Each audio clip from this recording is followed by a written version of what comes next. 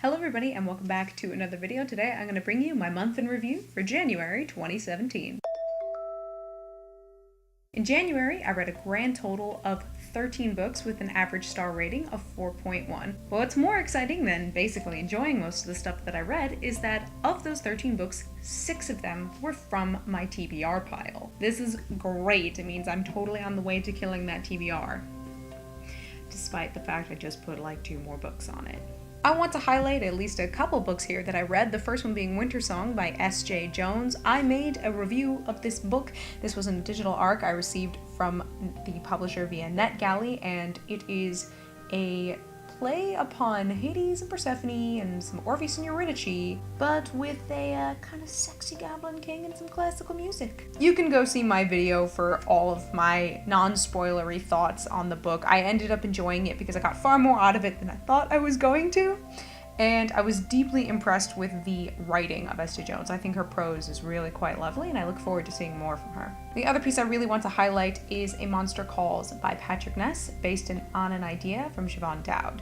This I read in prep to going to see the film adaptation, which finally got wide release in theaters, and the audiobook is actually narrated by Jason Isaacs. I'm aware that this book does have illustrations, but I was listening to the audiobook when we got hit with some snow, and so I was actually so cold that I stepped outside. I was numb within like less than 30 seconds and was like, yeah, I'm not going outside anymore.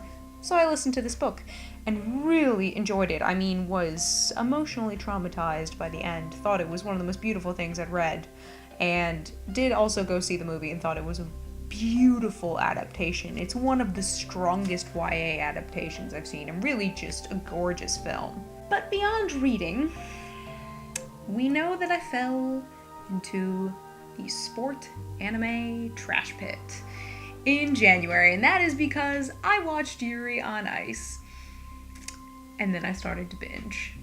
The binge has not stopped.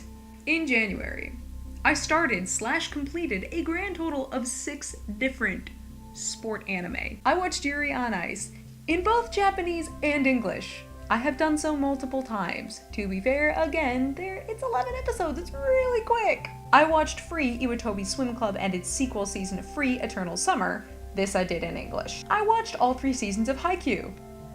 Twice. I'm trash, it's fine. I watched all 3 seasons of Kuroko no Basket.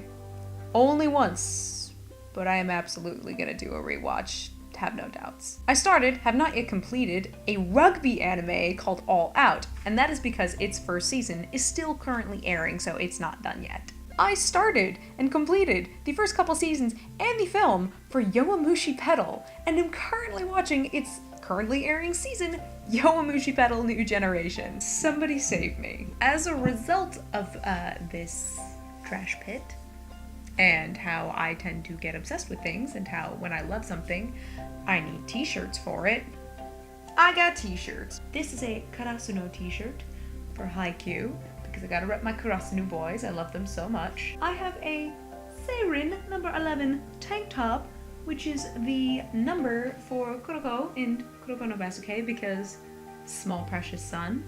Gotta rep my Seirin boys somehow, and that happened to be a design I liked. And of course, we have a Yuri on Ice t-shirt. But that's not all I did because of Yuri on Ice. If you follow me on Twitter, this will come as no surprise. But I did note in my Yuri on Ice video that I did do some skating when I was younger because of where I lived. It's not very surprising. And then it's been a very long time since I was on the ice, and I also noted in my video review that I kind of missed skating. So as a result of Yuri on Ice, I went to one of my 2 local rinks for a public skate. I rented a pair of skates, and those of you who've skated know rental skates, they suck. They never fit right. And skated around for about an hour and a half, just to see how I did.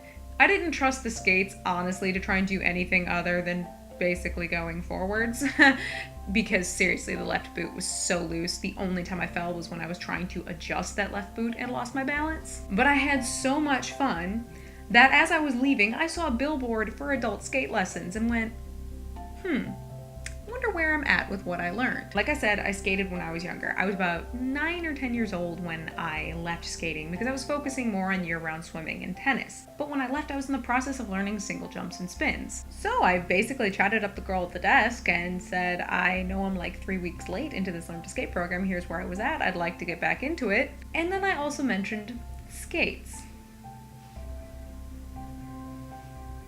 Y'all know where this is going, don't you? I went and got fitted for figure skates and turned around the next day so they could get heat molded because I was having trouble with them.